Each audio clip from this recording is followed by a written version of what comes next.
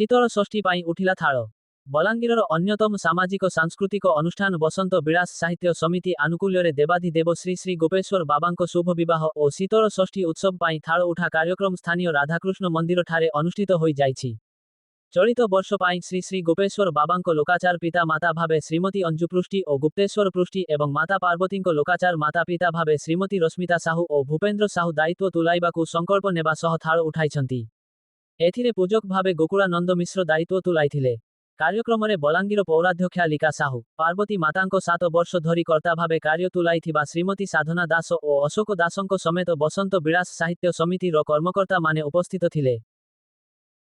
आज तो पहला मैं कहवा लगी चाहमी जे मोर सौभाग्य जे गोपेश्वर बाबा थाल उठा कार्यक्रम में मैं योगदान देचे। आज आमर राधाकृष्ण मंदिर आज करागला अनेक भक्तों समागम करा जाइए। तो पहला तो मैं प्रार्थना करमी जे भगवान समस्त को आशीर्वाद करूँ, समस्त मंगल कामना हो। जनता कि आम समस्ते जानी जे शीतल षष्ठीटा आमर पश्चिमांचल गोटे बहुत बड़ पर्व। ये खाली सीमित नाइन पश्चिमांचल सारा ओडिशा प्रसिद्ध हो सारी। तो आगे जेहेतु शीतल षष्ठी यात्रा अच्छे शिव पार्वती बह लगे कार्यक्रम जोरसोर से चलान। तो समस्त को नवेदन करमी समस्ते आसुन भगवान का आशीर्वाद नौ समस्ते मिलिक मिसिक करमा निहाती भाव आमर जेन भाईचाराटा अच्छे बलांगीर भाईचारा आगे बढ़वा आम भगवान का आशीर्वाद भी भले से पाइमा। मोर ना श्याम प्रसाद गुरु आम बीबीएसएस बसंत विलास साहित्य समिति राधनीपड़ा बलांगीर संपादक है।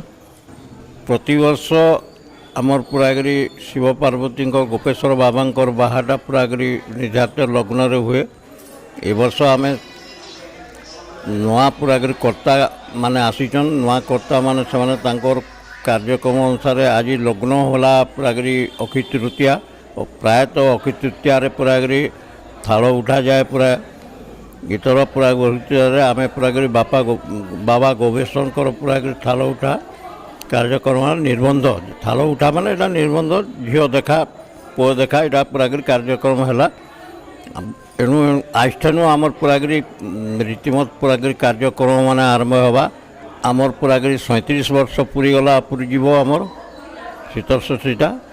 यहाँ हूँ बीबीएसएसटा हूँ बहुत पुरातन पूरागरी संस्था पुरातन क्लब मूलू पूरागरी आरंभ हो पूरागरी जेन दिन पूरागरी क्लब आरंभ है से दिन आम पूरागरी शिव पार्वती ब्याह आम करूँ।